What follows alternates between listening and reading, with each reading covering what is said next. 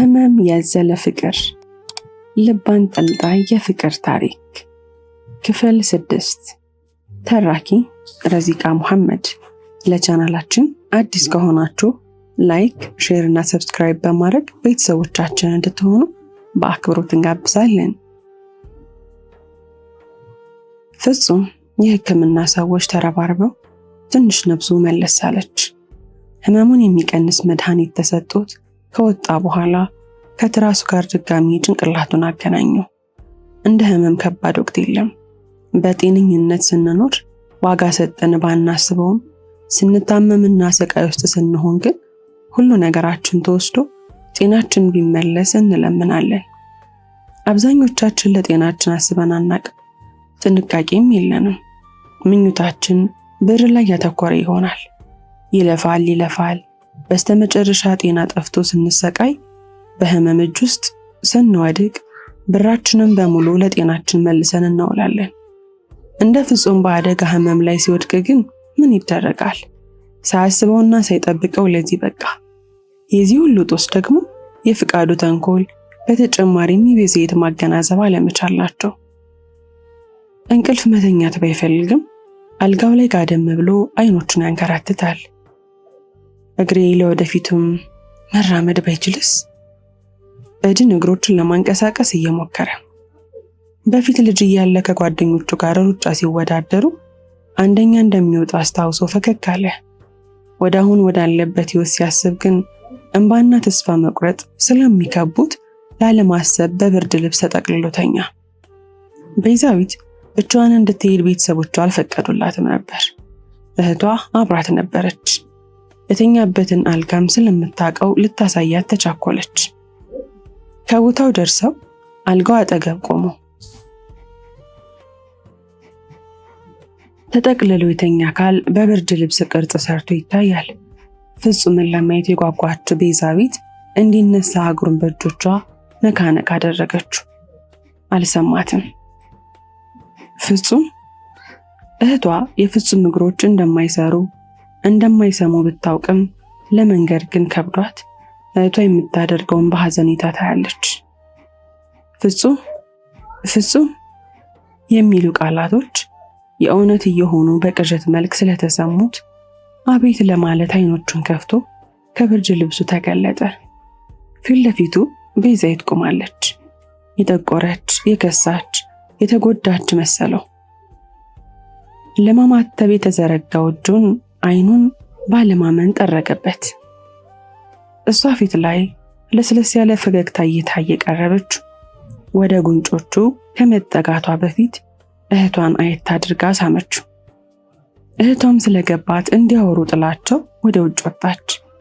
የደረቀና የተጣበቀ ከንፈሩን እያለያየ እንዴት ነሽ ቤዚ?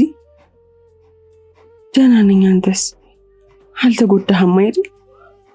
በእጆቿ እየደባበሰችው ምንም አልተጎዳውም። ህመሙን ዋጥ እያደረገ እሷ ስለመጣች ደስ እያለው ፊቷን አተኩሮ እያየ ፈገግታዋ እንደ ድሮ አልደምቅልህ አለው። ደህንነቷ አሰጋው። ጠፍታ ነበር የተባለውን አስታውሶ ሊጠይቃት አልጠይቃት እያለ በውስጡ ማሰብ ጀመረ።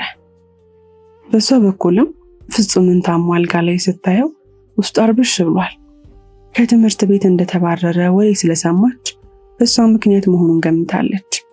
የተገጨውም ይህንን ለኔ ለማውራት ትምህርት ቤት ሲመጣ ነው እያለች ሁለቱም በራሳቸው ሐሳብ ሰምጠው እንደቆዩ ቀሚስሽ ደግሞ እንዴት ያምራል! ጨዋታ ለመጀመር አስቦ ለየት ስላለበት አለባበሷ የማማ ስንቄ ነው። እንዴት ጥሩ ሰው መሰሉ! የሆነ ቀን አብረን ሄደን አስተዋውቅሃለሁ። መራመድ እንደማይችል ትዝ ስላለው ማውራት እየከበደው በመስማማት አንገቱን ነቀነቀ። ምግብ በልተሃል? ለምን ካልጋህ ወርዳ አትቀመጥም? ፈጠን ያለ ጥያቄ ጠየቀችው። በልቻለሁ። ተስፋ በቆረጠ አነጋገር ቤዛዊት መቀመጥ ብቻ ሳይሆን ተነስቶ ተቃቅፈው የሆዳቸውን እያወሩ ከሚጨንቀው ሆስፒታል ፍጹምን ይዘው ብትወጣ ደስታዋ ነው። ነገር ግን ፍጹም መንቀሳቀስ የፈለገ አልመሰላትም። ተቀየመኸኛል እንዴ? መጥቼ ስላልጠየኩ አለች ከንፈሯን እያጣመመች። ኧረ አልተቀየምኩሽም። እጆቹን ሰዶ እጇን ያዛት። እሺ ተነስ። አይኖቹን እሷ ላይ ተክሎ እግሮቹን ለማንቀሳቀስ መታገል ጀመረ። እየከበደው እየተናነቀው በእጆቹ ታግዞ አልጋው ጠርዝ ላይ በመከራ ተቀመጠ። ቤዛዊት ግራ ተጋብታ እያየችው ነው። ልታግዘው እየሞከረች እንዳትረዳው በእጆቹ ምልክት ስላሳያት እንደፈዘዘች በሁኔታዋ በደንብ አልተሻለውም ማለት ነው። እንባዋን ለመቆጣጠር እየታገለች ከጀርባዋ ያለውን ዊልቸር እየጠቆማት ላለማልቀስ እየታገለች አስጠጋችለት።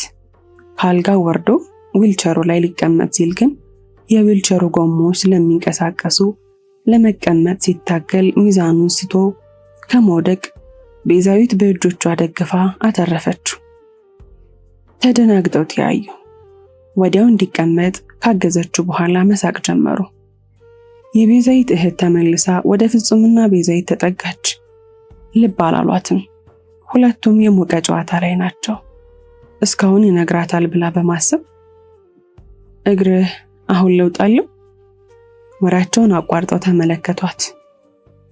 ጥሩ ነው ለውጥ አለው አላትና ፈገግ አለ። ቤዛዊት ባትኖር መውደቁ እንደነበረ እያስታወሰ የቤዛዊት እህትም ፊቱ ላይ ፈገግታ ስታይ ሳቃች። ፈገግታዋ ከቤዛዊት ጋር ይመሳሰላል። ፍጹም ተገርሞ አያት በልቡ ቁጭ ቤዛዊትን እያለ። ቤዛዊት የእህቷን አሳሳቅ አልወደደችውም፣ ደስ አላላትም። ውስጧ ንዴት የተቀጣጠለ ነው። ህመሟ መንስኤን የሚፈልገው በተለይ የፍጹም እህቷን እያየ መሳቆን ስታይ እገላታለሁ ስትል እህቷ ላይ ዛተች። ፍጹም ቤዛዊት አድራ ልታስታመመው ፈቃደኛ ሆና አልሄድም ካንተ ጋር አድራለሁ ብላ እህቷን ስታስቸግራት የሷንም ሁኔታ ስለሚረዳት ደህና እንደሆነና ምንም የሚያስፈልገው ነገር እንደሌለ ነግሯት ከእህቷ ጋር ወደ ቤቷ ሄዳ እንድታርፍ አደረገ። ቤዛዊትና ታላቅ እህቷ ወደ ቤት ለመሄድ ከሆስፒታሉ ወጥተው ታክሲ እየጠበቁ ቤዛዊት እህቷን በግልምጫ እያየቻት ነው። ፍጹምን እያየሽ ለምንድን የሳቅሽው? ፍጹም ማለት የኔ ብቻ ነው አታውቂም? ብላ ተቆጣች። ቤዚ ደግሞ መቀናቱ ነው። ለፍጹም ምንም አይነት ስሜት የሌላት እህቷ ፈገግ እያለች እየመለሰችላት ታክሲ ውስጥ ገብተው ጎን ለጎን ተቀመጡ። ሁለተኛ ከሱ ጋር እንዳለሽ ምን ሆና ነው እያለች ታላቅ እህቷ ቤዛዊትን ሰረቅ አድርጋ አየቻት። አይኗ ድፍርስ ብሏል። በአጠቃላይ በፊት የምታውቃት ታናሿ የደስደስ ያላት ሁሌ ፈገግታ ከፊቷ የማይጠፋው እህቷ እሷ ስላልመሰለቻትና የጠፋች ሰሞን ጥሩ ሁኔታ ሳታሳልፍ ስለመጣች ለዛ ነው የምትነጫነጭብኝ ብላ ማሰብ ጀምራለች። እሺ የሚል መልስን መለሰችላት። ቤታቸው ሲደርሱ ሳሎን ውስጥ አባትና እናታቸው ከእንግዳ ጋር ተቀምጠው ደረሱ። እህቷ ፈጠን ፈጠን እያለች ተራምዳ እንግዳውን ሰውዬ ደመቅ ያለ ሰላምታ ሰጥታው አጠገቡ ተቀመጠች። ቤዛዊት ወደ መኝታ ክፍሏ ለመሄድ ስትሞክር አባቷ አብራቸው እንድትቀመጥ አዘዟት። እንግዳውን አይን አይኑን እያየች ተቀመጠች። አሁን ደግሞ ምን ሊሉኝ ነው በሚል ስሜት ተውጣ ተዋወቂ አላት አባቷ። ልጃቸው ቤዛዊትን እያዩ ፈገግታ ፊታቸው ላይ ጨመረው። በተቀመጠችበት ትንሽ ተንጠራርታ እጇን ዘረጋች። ቤዛዊት ዶክተር መለሰ። ቤዛዊት ያምሻል ሁሌ ስለሚሏት እሷ ግን የውሸት የሚመስላት በዶክተር ስም ሊያስጨንቁኝ ነው በሚል አባቷና እናቷ ላይ ለመጮህ አፏን ስታሞጠሙጥ ዶክተር መለሰ ኮስተር ብሎ የእህትሽ ወደፊት ባል ነኝ የሚል ቃል ጨመረበት። ልትሳደብ የነበረውን ረስተው መቼ ልትጋቡ ነው? ደስ እያላት አንዴ እህቷን አንዴ ዶክተሩን እያየች ቀን አልቆረጥንም፣ ሙያዋ ጥሩ ነው፣ ጸባያ ስላስቸገረኝ ለቤተሰቦቿ ቅሬታ ላቀርብ ነው ዛሬ የመጣሁት። ያዘነ መስሎ የቤዛዊትን የፊት እንቅስቃሴ እያጠና ጸባያማ ቆንጆ ነው ልክ እንደኔ ብላ ስትስቅ ሁሉም ተከትሏት ሳቁ። እህቷ ፍጹምና ቤዛዊት እንዲያወሩ ሆስፒታል ውስጥ ጥላቸው ወጣ ስትል ስለ ቤዛዊት አዲስ ዶክተር መረጃ አባቷ በስልክ ነግረውታል። ቤዛዊትን የሚቀርባት እንደ ሐኪም ሳይሆን እንደ አንቺ ፍቅር ጓደኛ ነው ብለው ነግረዋት ነበር።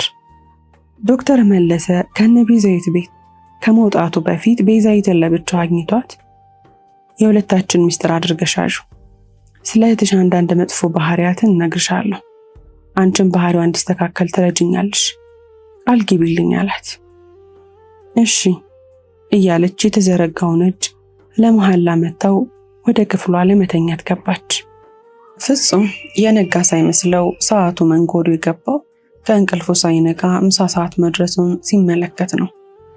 አልጋና እንቅልፍ ላይ አብዛኛውን ሰዓት እንደሚያልፍ ዛሬ ተገለጠለት። በህልሙ የሚያስፈራ ነገር ቢያይም ከነቃ በኋላ ለማስታወስ ሲሞክር ስለጠፋበት በመኪና መገጨት የመርሳት ችግር ያመጣል እንዴ? ራሱን ጠየቀ። ለመርሳትና ላለመርሳቱ ማረጋገጫ ሲፈልግ ቤዛዊት ቦርሳዋን በጀርባዋ አዝላ ፀጉሯ ትከሻዋ ላይ ተነጥፎ የሚያበራ ሳቅ እየሳቀች ፊት ለፊቱ ቆማ በቀኝ አይኗ ስትጠቅሰው አሰበ። ጤነኛ መሆኑን ስላረጋገጠ ደስ አለው።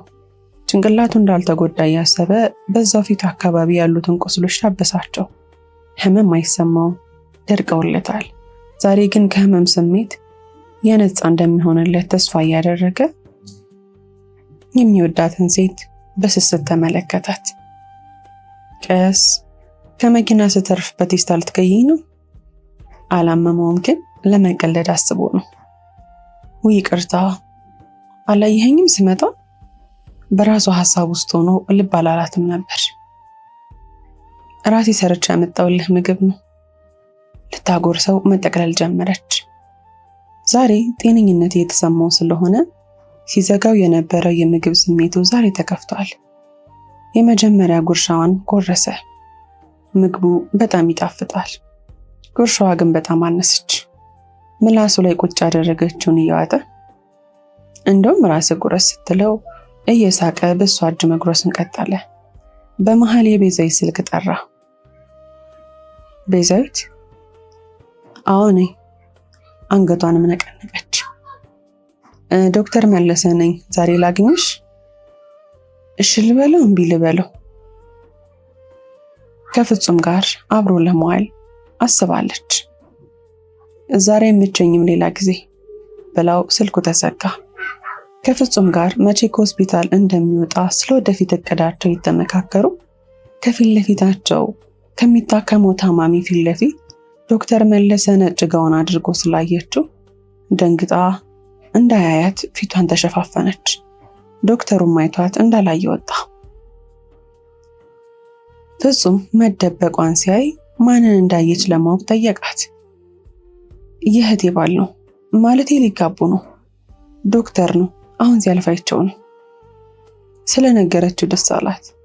እህቷ ከፍጹም ጋር ስትስቅ የያዘችባት ቂም ከሆዷ ስላልወጣ እህቷ ባል እንዳላት በአቋራጭ እየነገረችው ነበር።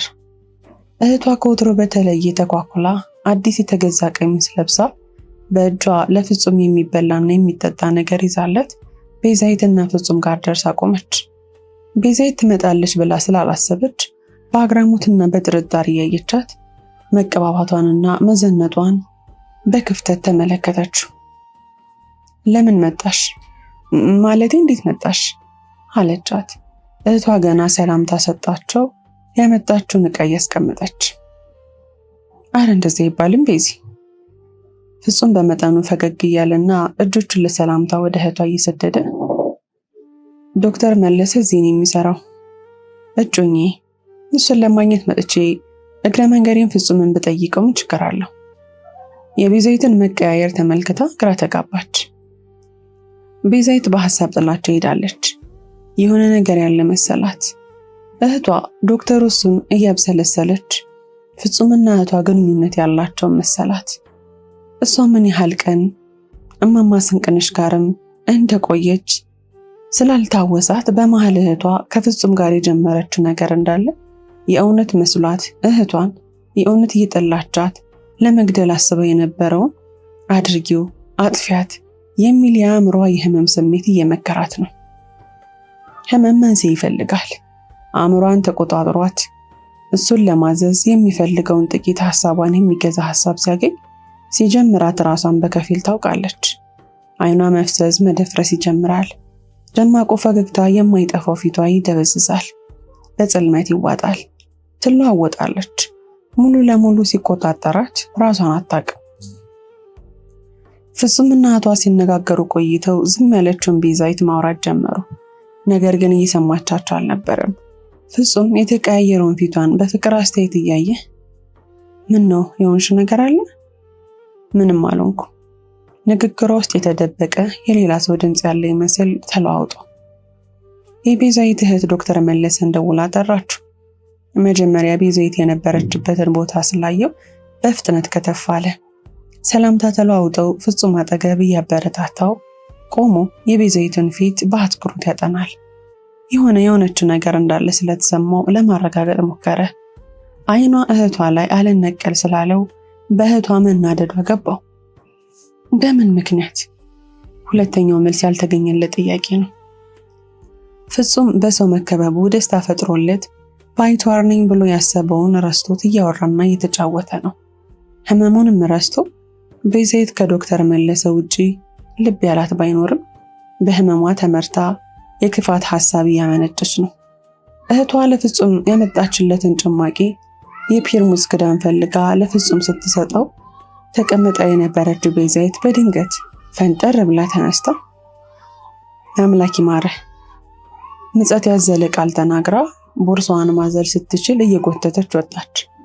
ፍጹም ግራ ተጋብቶ የሚያወራትን ሳትሰማ እህቷ ምን እንደሆነች ለማወቅ ስትከተላት ዶክተር መለሰ እንዳትሄድ ካስቆማት በኋላ እሱ እየሮጠ ከሆስፒታሉ በመውጣት ቤዛዊት ጋር ደረሰ።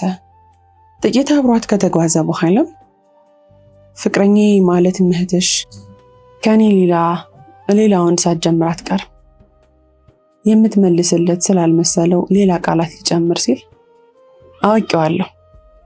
እየሳቀች መራመዳን አቁማ የዶክተሩን ፊት እያየች በመነጽር ከተደበቁት አይኖቿ ውስጥ እንደሷ የተከዳ ሰው ያየች ይመስል ፍጹምና እህቴ የሚለው ቃል ጠበቅ አድርጋ ስታወራ እንድትረጋጋ ትከሻዋን እየነካ